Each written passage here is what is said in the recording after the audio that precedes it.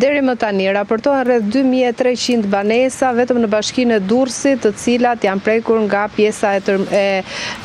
fenomeni i përmbytjeve. Janë rreth 7000 hektar tokë bujqësore që gjenden ende në ujë me problematika të shumta, ndërkohë që sipas të dhënave të fundit nga shtabi i emergjencave civile të prefekturës së Durrësit, bëhet me dije se të treja bashkitë tashmë, edhe ajo e Krujës edhe Beshijakut, kanë problematika të tyre sa i takon këtyre përmbytjeve. Dëmtimi i argjinaturës së lumit Erzen ka dëmtuar dhe ka sjell pasoja të rënda në bashkinë e Shijakut dhe atë të Durrësit që kemi raportuar në vimësi. Dhe në total, sipas dhënave deri tanishme, janë rreth 700 persona të evakuuar nga këto zona të cilat ndodhen prej 4 ditësh në presionin e ujit. Ka qenë një natë e vështirë, do thoja unë, Bruna, për shkak se temperaturat për fat keq kanë qenë të ulta dhe kjo ja u ka vështirësuar edhe më shumë jetën këtyre familjeve dhe këtyre banorëve të cilën gjenden prej 4 ditësh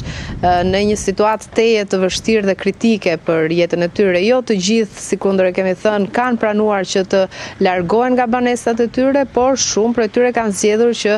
të qëndrojnë në to për shkak të ruajtjes së gjë së gjallë dhe frikës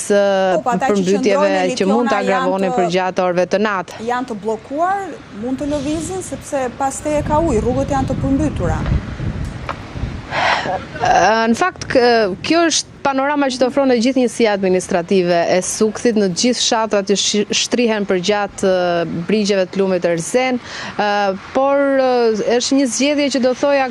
kanë gjetur mënyra alternative për të dalë dhe për të marrë ushqime për të çuar në banesa, apo duke fjetur përkohësisht te fqinjët që kanë kate të dyta apo kate të sipërme dhe duke qenë pranë zonës së tyre të banimit.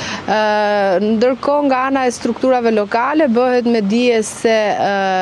ka akoma mundësi për cilin do qytetar që do që të strehohet në këto njësi hoteliere që janë kontraktuar dhe ka nisur dhe evidentimi i dëmtimeve në banesa. Nga ana e tyre ndodhen rreth 450 forca ekipe në terren nga strukturat e emergjencave civile, qoftë lokale apo edhe ato të qeverisë qendrore. Deri në momentet që flasim, në fakt, situata në ditën e 4 për fat keq vijon të jetë teje të rënduar në të gjithë qarkun e Durrësit dhe tashmë është përqendruar e gjithë vëmendja qoftë te evakuimi dhe tek zhvendosja e banorëve në strehime të përkohshme apo edhe tek evidentimi i dëmeve të shkaktuara nga këto përmbytje. Ka një farë tërheqje të prurjeve të lumit Erzen dhe të ujit që ka vërshuar dhe që ka përmbytur zonën përreth,